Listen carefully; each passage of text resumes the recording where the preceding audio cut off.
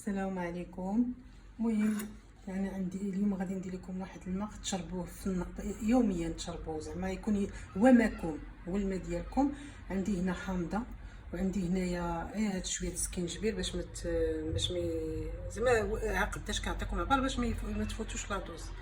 المهم هما المقادير: هاي السكينجبير والحامض والماء طايب. الماء طايب من الاحسن خليوه حتى يبرد، غير انا حيت دابا موقفه عليه غادي نديروه هو طايب. المهم كنعصروا الحامضه،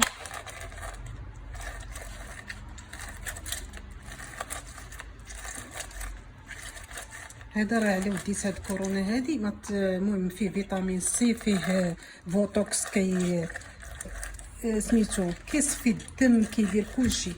انايا دابا هذا الا بديت كان الجوغ الاولى غادي تحكوا السكينجبير من فوق، كان الجوغ سميتو كان الجوغ المهم من فوق هذا من ديما، حيت هذا خصو ديما تشربوه، كتبقاو غير تقطعوه حيت عاوتاني السكينجبير قاصح شويه. المهم هذا بغيت نجيب الموس. هاد الحامض ما كنرميوهش، كنقطعوه. هذا راه مزيان بزاف. المهم كاع اللي كيشوف هذا الفيديو طاحت. المهم الحامض درناه،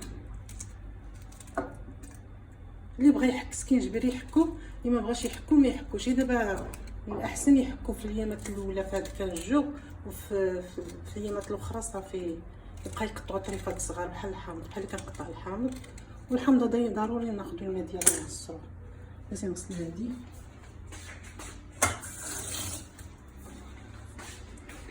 ايوا ها سكينجبير كنحكوه دابا هنايا.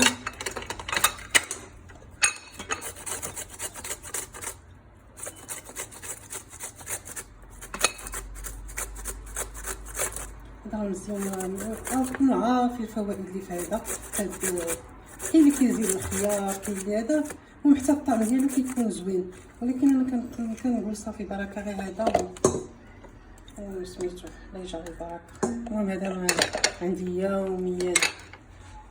الاحسن تصايبوه في الليل وفي الصباح تشربوه. منين يتسالى لكم الماء زيدوا الماء فوق داكشي اللي درتو. ومن عندي الماء طايب، من الاحسن ما ديروهش طايب باش يبقى المفعول ديال. المهم هذا هو.